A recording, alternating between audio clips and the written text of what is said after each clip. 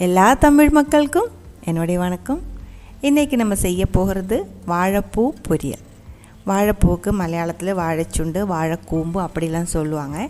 இந்த வாழைப்பூ தனியாக ஆட் பண்ணி பொரியல் செய்யலாம். வாழைப்பூ கூடி சிலதெல்லாம் சேர்த்தும் பொரியல் செய்யலாம். இன்றைக்கி நம்ம வாழைப்பூ, பாசிப்பயிர், பச்சைப்பயிர் இருக்கு இல்லைங்களா, ரெண்டும் சேர்த்து ஒரு பொரியல் எப்படி செய்யலான்னு பார்த்துட்டு வரலாம்.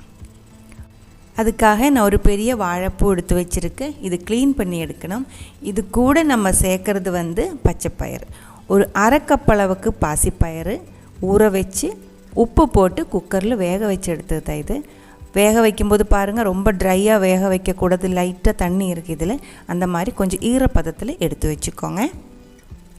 இப்போ நம்ம பூ க்ளீன் பண்ணி எடுத்துக்கலாம். முதல்ல இந்த மேலே இருக்கிற டார்க்காக இருக்கிற அந்த பெட்டல்ஸ் எல்லாமே ரிமூவ் பண்ணி எடுக்கணும். அது எல்லாமே முத்தினதான் பொரியலுக்கு நல்லா இருக்காது. உள்ளே அந்த நல்லா ஒயிட் கலராக வர்ற வரைக்கும் இது எடுத்துகிட்டே இருக்கணும். பாருங்கள், இப்போ ஆல்மோஸ்ட் நல்லா ஒயிட் கலரில் கிடச்சிருக்கு. இப்போ இது உள்ளே இருக்கிறது எல்லாமே சாஃப்டாக இருக்கும்.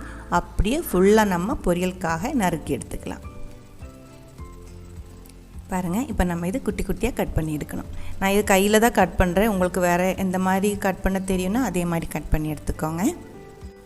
இந்த ஒரே ஒரு மெத்தடில் மட்டும்தான் இதுவரைக்கும் பொரியலுக்காக கட் பண்ணியிருக்கு இந்த வாழைக்கூம்பு. நானும் அப்படி தான், எங்கள் வீட்டில் எல்லாருமே அப்படி தான். இப்போ இன்னொரு மெத்தடில் எப்படி கட் பண்ணுறேன், எப்படி க்ளீன் பண்ணியிருக்கிறேன் அப்படின்னு கேட்டால் சத்தியமாக எனக்கு தெரியலைங்க. இந்த ஒரே ஒரு மெத்தட் மட்டும்தான் கட் பண்ணுறதுக்காக எனக்கு தெரியுது. இன்னொரு விஷயம் சொல்ல மறந்துட்டேன், இதில் கரை இருக்குது. இது கையில் வச்சு கட் பண்ணுறதுக்கு முன்னாடி ரெண்டு கையிலுமே நல்லா எண்ணெய் தடவி விட்டுக்கோங்க. இப்போ நான் கொஞ்சம் தேங்காய் எண்ணெய் ரெண்டு கையிலுமே தடவி விட்டதுக்கப்புறம் தான் இந்த மாதிரி கையில் வச்சு குட்டி குட்டியாக நறுக்கிட்டு இருக்கு. இது கட் பண்ணி சில பேர் உடனே உப்பு தண்ணிக்குள்ளே போட்டுடுவாங்க அந்த கரை போகிறதுக்கு.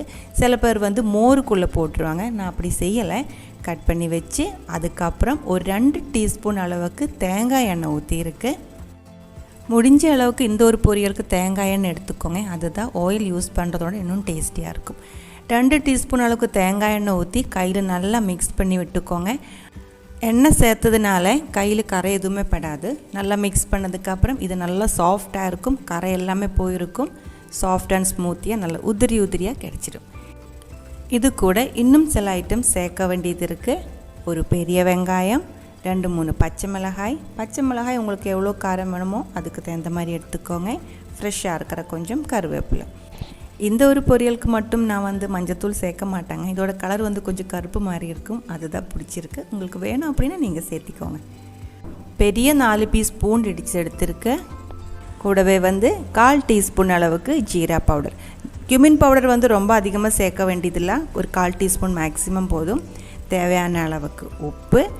இது அரை கப் அளவுக்கு தேங்காய். எனக்கு பொரியலுக்கு எப்போவுமே தேங்காய் ரொம்ப பிடிக்கும், அதனால சேர்த்திருக்கு. தேங்காய் பிடிக்கல அப்படின்னா நீங்கள் அதை சேர்க்க வேண்டியதில்லை. எல்லாமே ஒரு டைம் மிக்ஸ் பண்ணி எடுத்துக்கோங்க. வேக வச்ச பயிர் அங்கே இருக்குது, அது மறந்துடாதீங்க. இது முதல்ல நம்ம தாளித்து எடுத்துக்கலாம். தாளிக்கிறதுக்காக நான் எடுத்துருக்கிறது தேங்காய் எண்ணெய் தான். முதல்ல நம்ம மிக்ஸ் பண்ணும்போது தேங்காய் எண்ணெய் தானே சேர்த்திருக்கு, அதனால் அதே எண்ணெய் தாளிக்கிறதுக்கும் எடுத்துக்கலாம். 2 டீஸ்பூன் அளவுக்கு தேங்காய் எண்ணெய் ஊற்றி 1 டீஸ்பூன் அளவுக்கு கடுகு போட்டு வெடித்ததுக்கப்புறம் மிக்ஸ் பண்ணி வச்ச வாழைப்பூ அது இதுக்குள்ளே சேர்த்து நல்லா ஒரு டைம் மிக்ஸ் பண்ணிக்கோங்க.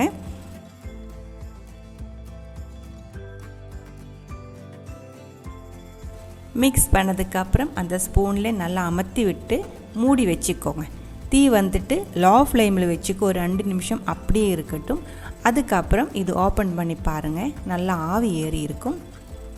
ஃபுல்லாக ஆவி வந்ததுக்கப்புறம் மறுபடியும் ஒரு டைம் மிக்ஸ் பண்ணிக்கோங்க. வெந்திருக்காது. இதுக்கு வேக ஆரம்பிக்கும் போது ஒரு கரையோட ஸ்மெல்லு தான் முதல்ல வருது. அது ஒன்றும் ப்ராப்ளம் இல்லை. அது வெந்ததுக்கப்புறம் அந்த ஸ்மெல்லு ஃபுல்லாக போயிடும். இப்போ நம்ம பயிறு சேர்த்திடலாம். அந்த பொரியல் ஃபுல்லாக நல்லா ஒரு டைம் ஆவி ஏறினதுக்கப்புறம் வேக வச்சு எடுத்து வச்சுருந்தா பச்சை பயிறு சேர்த்திருக்கு. இந்த பயிரோட அளவு நீங்கள் கம்மியாக கூடி சேர்த்திடலாம். இப்போ நான் ஒரு அரை கப் அளவு பயிறு தான் ஊற வச்சு வேக வச்சு எடுத்துருக்கு. நீங்கள் அதோட கம்மியாக சேர்த்தனாலும் சேர்த்திடலாம். ஆனால் ரொம்ப அதிகமாக சேர்க்க வேண்டியதில்லை. அந்த பூவோட டேஸ்ட்டு தெரியாமல் போயிடும். உப்பு கொஞ்சம் கம்மியாக இருந்துச்சு. மறுபடியும் சேர்த்தி மிக்ஸ் பண்ணி இது அமர்த்தி விட்டதுக்கப்புறம் லோ ஃப்ளேமில் மறுபடியும் நான் மூடி வச்சுருக்கு. இதே மாதிரி இடையில ஓப்பன் பண்ணி மிக்ஸ் பண்ணிகிட்டே இருக்கும்போது அந்த கரையோட ஸ்மெல்லு ஃபுல்லாக போய் நல்ல ஒரு ஸ்மெல்லு வர ஆரம்பிச்சிடும். நம்ம பொரியல் பர்ஃபெக்டாக வெந்திருக்கும் அந்த டைமில். ரொம்ப டைம் ஒன்றும் ஆகாது, மேக்ஸிமம் ஒரு 5 நிமிஷத்துலேயே நல்லா வெந்து கிடச்சிடும். பாருங்கள், இப்போ நம்ம பொரியல் பர்ஃபெக்டாக வெந்திருக்கு, நல்ல மணமாக இருக்குது. வெந்ததுக்கப்புறம் கொஞ்சம் ஈரப்பதம் மாதிரி இருந்துச்சுன்னா திறந்து விட்டு கொஞ்சம் ட்ரை பண்ணி எடுத்துக்கோங்க.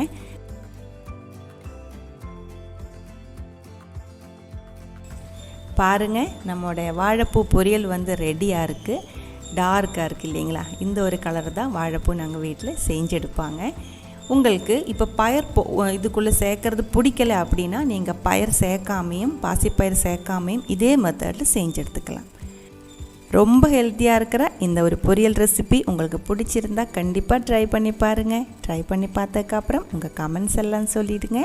நீங்கள் இதுவரைக்கும் கொடுத்துட்ருக்கிற சப்போர்ட்டுக்கு ரொம்ப ரொம்ப நன்றி. உடனே பார்க்கலாம் இன்னும் ஒரு ரெசிபியோட. அது வரைக்கும் வணக்கம்.